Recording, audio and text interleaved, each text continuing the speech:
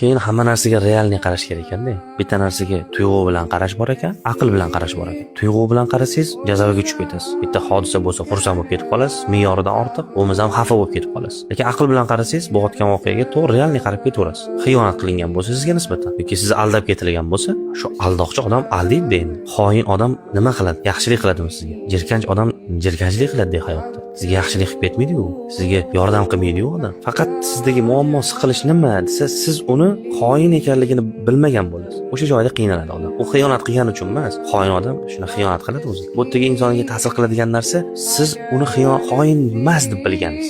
Aldanganingiz. Lekin xolis yaxshi odamning tabiatida aldanish bor. Aldash emas. Shuning uchun inson aldayaptimi, aldanyaptimi deb turib ham baho bersangiz bo'ladi. Tuyg'u bilan qaraydigan bo'lsangiz, hamma narsa o'zgarib ketadi. Insonning tuyg'ulari aqlini boshqarishi uni halok qiladi. Insonning tuyg'ularini va instinktlarini o'zi boshqarish kerak, aqli boshqarish kerak, aqlan boshqarish kerak. Hayvondan farqimiz shuku, tuyg'ularimizni va instinktlarimizni kontrol qilamiz. To'g'ri, bir xilda insonmiz, xato qilib qo'yamiz, nimadir ish bo'ladi. Lekin bitta to'xtab olish kerak ekanda, nazar solish kerak ekan. Nima bo'ldi hozir mana? Kim nima qildi? Kim yomonlik, kim yaxshilik qildi?